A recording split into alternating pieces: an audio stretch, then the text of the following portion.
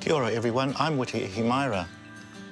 Christchurch in the early 1970s was an unlikely setting for journalist Sue McCauley to embark on a controversial relationship which transgressed and crossed the boundaries of age, race and class. Sue was in her early 30s and a separated mother of two when she began her union with troubled Māori teen Pat Hammond. In 1982, Sue used that relationship as the inspiration for her award-winning novel, Other Halves. So, what happened to Sue and Pat? This is their story. Come on, girls. Close the gate, darling. Why? Until they were all up. Come on. Come on, Tiana. Can you grab Tiana, darling? Come on. No, I can't grab Tiana. We're doing far too much together here, I have to say, from my point of view. I think this togetherness is a bit excessive. I don't think so. I don't think we're spending enough time together. There you go. Where are you? Well, I can't go through there. There'll be no one down here. Come Try on, the nuts, man. please. Yeah, I am trying the nuts. With Come the on, gate girls. open. Come on, guys.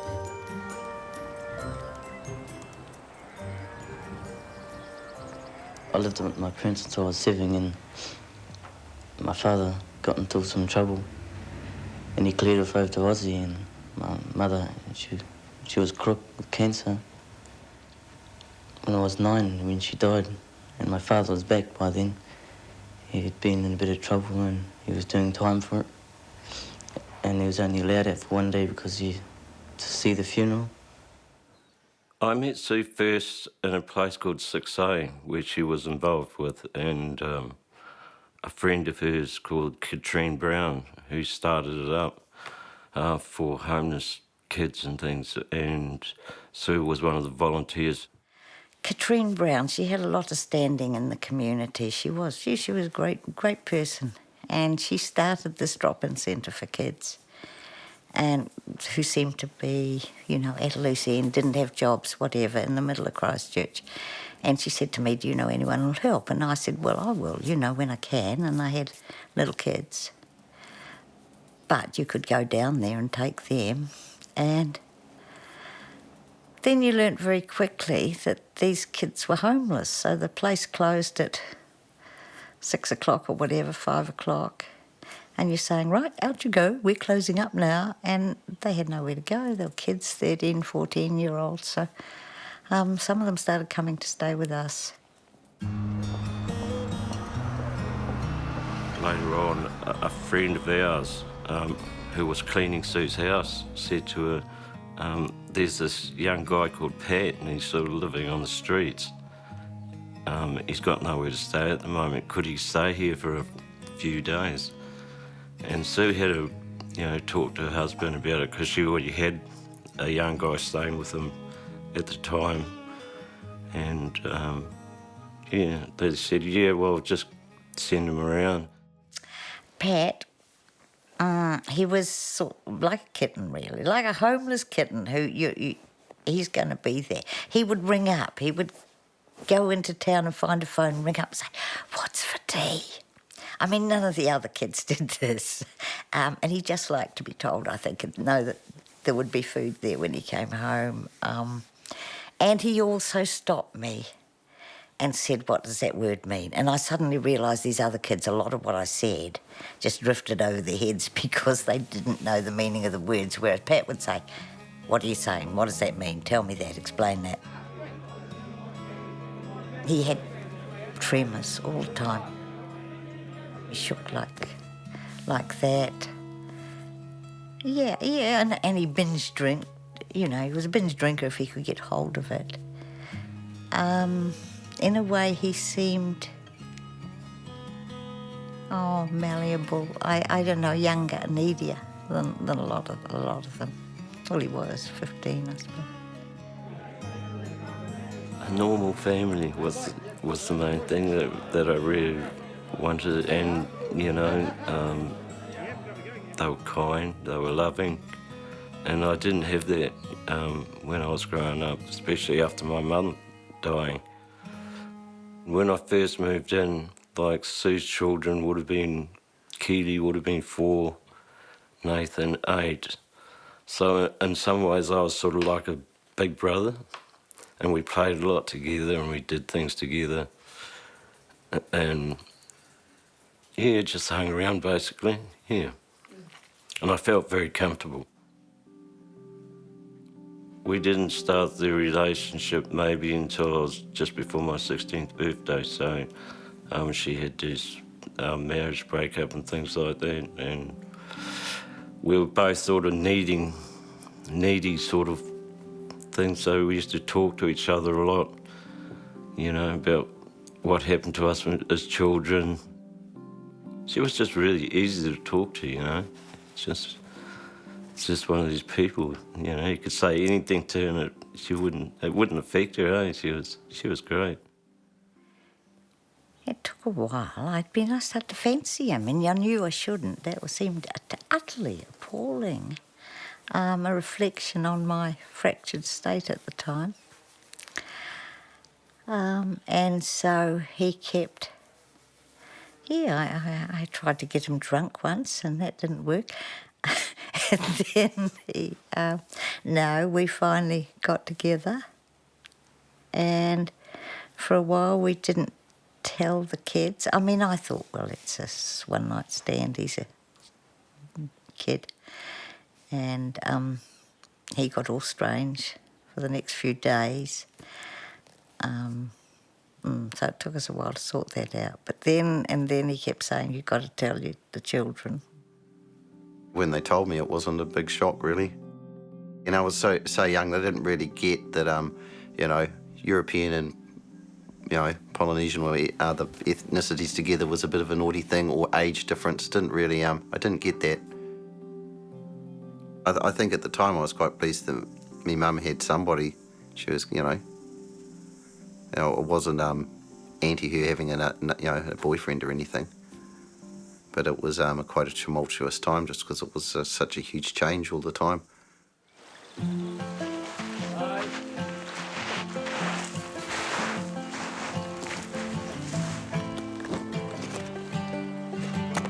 You know, we've got the term cougar. And a woman from a magazine rang me up and said, I want you to comment on, you know, being a cougar. What's that? So I wasn't up with the play, but now I know. So it's sort of fashionable, isn't it? I mean, I refused. I couldn't think of anything worse. I didn't know that I didn't ever feel like a cougar.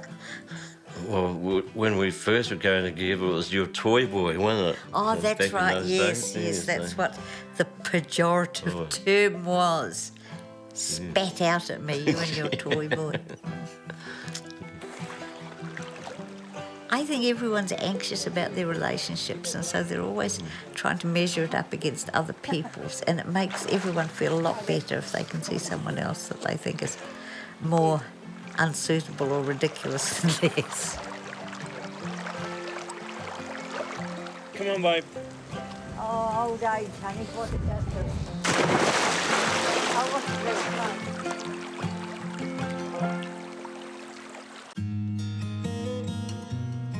It was a hard road, really. I mean, for the first few years, because trying to find work was really hard. And also our age gap was really noticeable when I was 15 and Sue was 33. You know, I mean, I looked like a kid.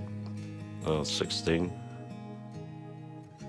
It seems to me that our life existed of trying to find work for Pat, and often he'd get jobs and he'd be made redundant. And that, as we got into the 80s and 90s, that just happened over and over again. And because my work was, I could do it wherever, you know, I could carry it with me. We moved on the whole because there would be work for Pat. Yeah, and for me, yeah. And it was hard, yeah. Sue's auntie too, which was, she was very kind and she used to sometimes give us money, you know, and also take the children. And take the children mainly when things were really hard. It was scary. It It's was scary scary. to have children and no steady means of support. I used to apply for jobs and they'll say to me, no, we had one of you guys here and it didn't work out. And I said, what guys? And they say, oh, one of you, meaning a married guy or something. And I said, well, I'm not the same person, mate. What are you talking about, sort of things. But, yeah, there was a lot of racism back in those days. We think we're a fairly average, ordinary suburban couple. The minute you're faced with the situation of having to fill in forms, deal with bureaucracy, these people look at your age, goggle, ask questions, demand our marriage certificate. That always has to be produced. It'd be the most produced marriage certificate in New Zealand, I suspect. People don't take you as face value. You suddenly feel freaks. It was so insightful being with Pat. I saw the society I thought I knew from such a different perspective. And so I thought, well, I've got something to write about. Pat thinks I only wrote because of him, but that's just not true at all. I mean, I was a journalist, but I wanted to write fiction. I'd always wanted to write fiction. And I'd done one or two short stories and things. But, you don't make money writing fiction, and that was the problem. Writing a book is a huge, great gamble. And my friend Rosie Scott, whose father was Dick Scott, the historian, she said to me, Sue, you can apply for a grant. And I had no idea, and I did apply for a grant, and I got one to help me. And when the grant came, we'd actually just shifted up north, and we had nothing. We couldn't feed the children. I'd rung my auntie and said, can you please, get a fare for the children and take them for a while, because we got no money and no sort of immediate prospects. And then I got the grant from the literary fund, and it was just like a miracle. After Other Halves came out, it made me hot. It made me the something of the month. It made me have totally unrealistic expectations of what happens when you have a book published. Yeah, but it wasn't as nice as having, say, the telephone operator in Okaihu or Kaikoui say to me when I was having a call put through, I've read your book and I hardly ever read books. And, a lot of people read it who weren't great readers. And I loved that response. We got thousands of letters, for the first couple of years from people, not only in New Zealand, Australia, America, all around the world, basically, saying that they had the same experiences with a young guy and an older woman. I felt really chuffed about that, that we meant, something to people. Well, when I was writing the book and we were all suffering economically, I kept saying, but wait till they make the movie and we'll be filthy rich, which was kind of a joke. And then it didn't seem that long afterwards, I had people ringing me up and saying, I'm interested in making a movie. And I mean, it just seems bizarre when you thought, I don't think we even had furniture in most of the house.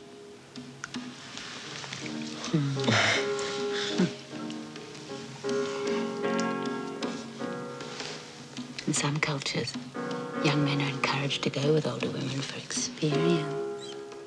Women were warning me. They were saying they'll turn it into something that is not what you intended.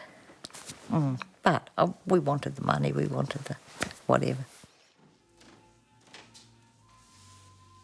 At first I was a bit disappointed about the movie, and how they, shot some of the scenes, how they portrayed Liz living in a loft, and it was, and them living in a sort of a old house, sort of with graffiti over the walls and all that.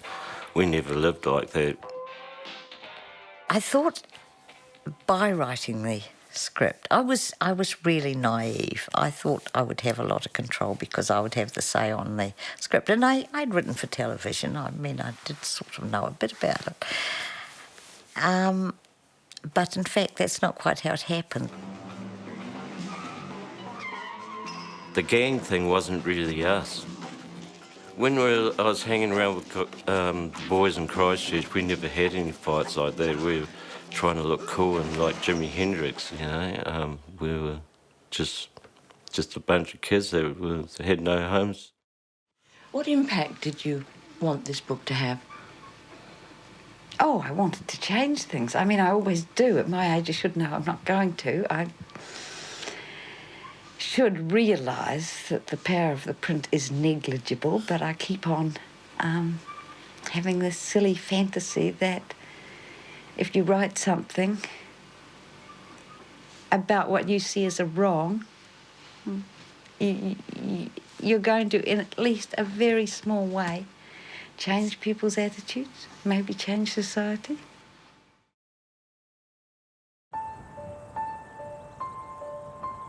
It seemed almost essential to my well-being after a while to come back here. I really wanted to come back here.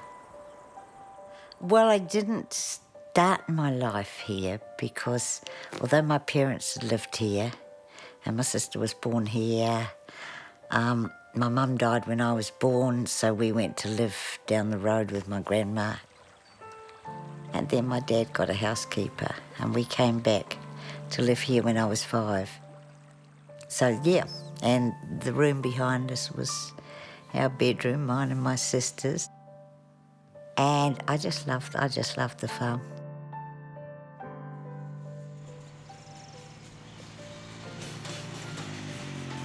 I was very apprehensive at the start because this is where Sue, her family come from, her father's farm and all that. And I had a business in Christchurch, so for the first, sort of year or so, I was sort of like, I'd never done farming before. I was always in forestry, and it was actually quite a challenge, I found it a real challenge. I know. It's not a day for activity. We might find a little skirrica shade somewhere. It started to change for me 5, 6 years ago when we got the alpacas. That was the change, because it was something that we went to a show and we saw these cute little animals and we thought, well, it'd be exciting to own a few of them anyway. And then 3 of them turned into 22. Come on, Ra, it's nice and cool in here. You'll like it.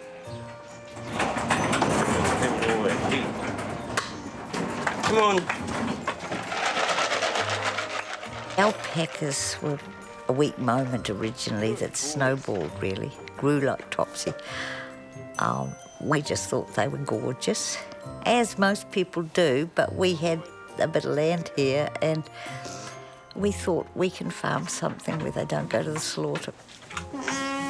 Well, it's not really panning out, but it may. Nice bidding. I just love being here because it feels like right for me. This is your home. That's why it's perfect for you. Yeah.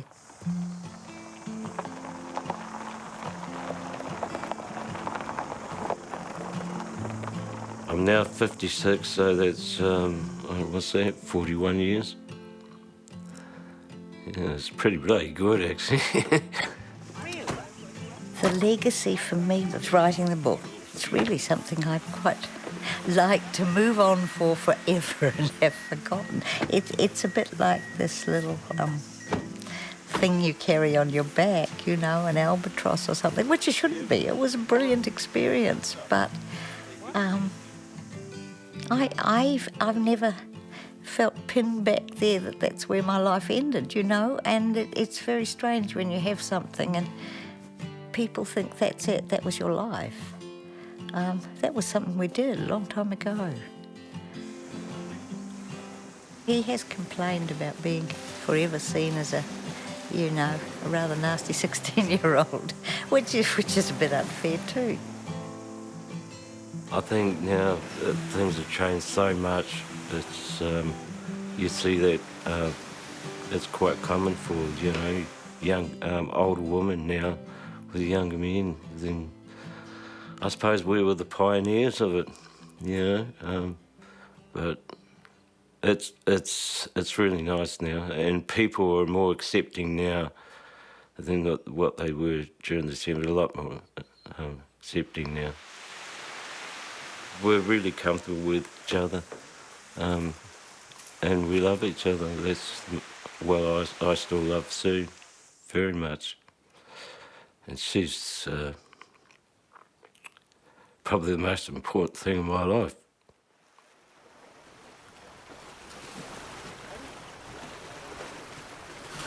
I mean, it's such a perfect day for it, isn't it? And yet, we're not getting any bites.